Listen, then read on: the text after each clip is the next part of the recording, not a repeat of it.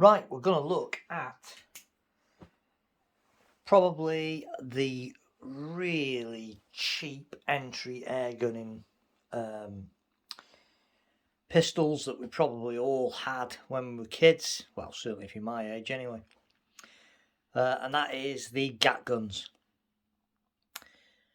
Now, these things came in a whole host of different makes, but they're all based on the same thing. Push the barrel in, load the pellet in the rear, and away you go. Most of them were pretty cheap and cheerfuls.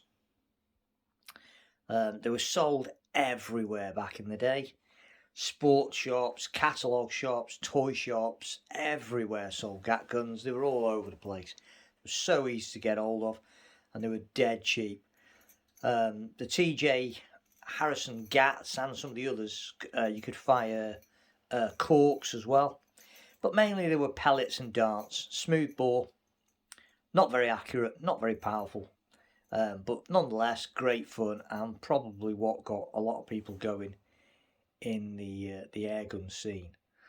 So let's have a closer look at what we've got here. So here is the one that we probably all remember. The Gat, and it's made in England, TJ Harrison & Sons. Dead straightforward, nothing to it at all. These were cheap as chips, like I say, everywhere. Still dead common, you find them all over the place. Though, having said that, they are becoming a little bit scarce because they were so cheap. People did tend to mistreat them quite a lot, and when they were broke, they just threw them away because they were cheap to buy. So there was no point keeping them.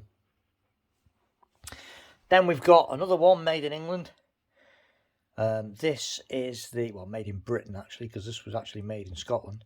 And this is the Diana Model 2, made in Great Britain. And these were made by Milbro up in Scotland. And again, really simple. This is a later version of the Diana Mark II with the ABS plastic grips.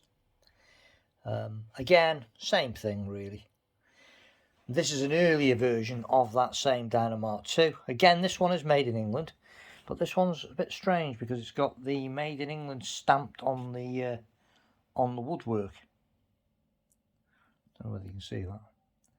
Made in Great Britain, stamped on the woodwork, rather than on the cylinder. Again, great little air pistol for starting. Bit more refined this one because it's got a wooden stock on it, but it's still nonetheless quite simple.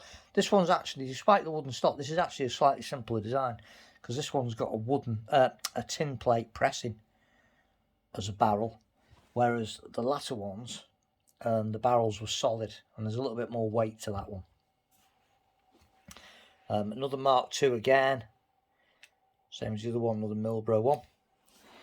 Then we come to probably one of the more fancy Gats, if you like, back in the day, and that's the Diana SP50. And these things were an attempt to bring the Gat gun style a bit more up to date, make them look like a semi-automatic pistol. And this one actually had a bit more thump than the others. Still very low powered, still very inaccurate, but it was slightly more powerful than the other ones, and still great fun. Again, made by Milbro in Scotland,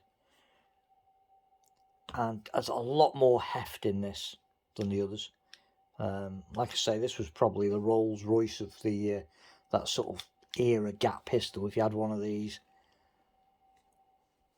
And then here we have a rather strange little German version, a HS. These are imported into the UK as well. Same little thing, but this one's even less powerful than the TJ Harrington Gat and the two Dianas. Little plastic stock, cast body. Still a nice little pistol though. Really small, these are very small, tiny little thing. Let's see. Really small little thing. So there they are, the little Gats, a proper blast from the past.